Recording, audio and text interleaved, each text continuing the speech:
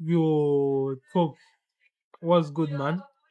I believe you guys can see the patches under my eyes. It is as a result of some two sons of bees, Um, by bees, I mean the B word. They attacked me in the gym. So I got into the gym and I went to an equipment that was empty. There was no phone, there was no towel, there was nothing to indicate that somebody was there. And as I was walking out, man, a guy, because I don't know if he was intimidated by my energy or anything on my workout process, he came around me and he was hitting the metals really hard. He was making a lot of noise. He was cussing out his language because I knew he was cussing out, man. Energy never lies. So like 2 minutes, 3 minutes later, his friend came again, and then he tried to bully me out of the equipment I was using, telling me that he was here before I came and everything. And people were just looking, because they know that, first of all, he was not there, he was just trying to bully me because he thought I would be afraid of him. I don't know for what reason.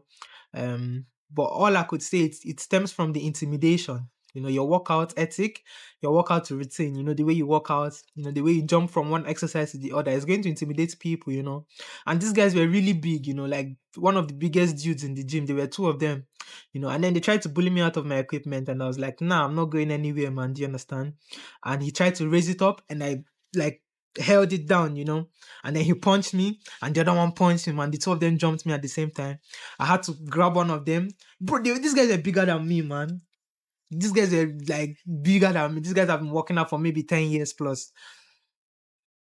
But what surprised me the most was the quickness in my reaction, how I wasn't, before, if you were not retaining your semen as a man, before when somebody confronts you like that, you either go into defensive mode, you go into shaking, you go into like submission and all of that, because number one, you see their body size and all of this and all of those, so you become intimidated. But bro, I didn't feel no intimidation at all, you know. So they came for me.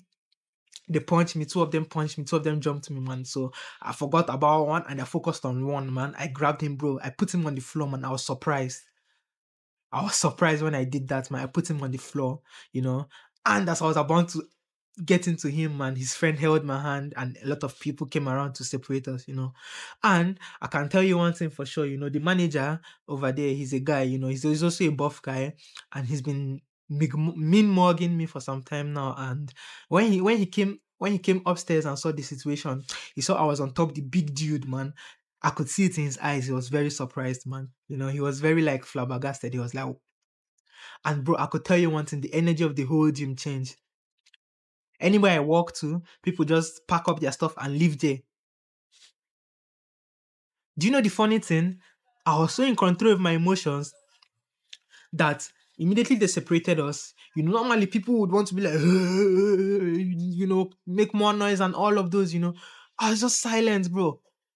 I went back to the workout I was in. After they had punched me in the eyes, man, we got into a squibble.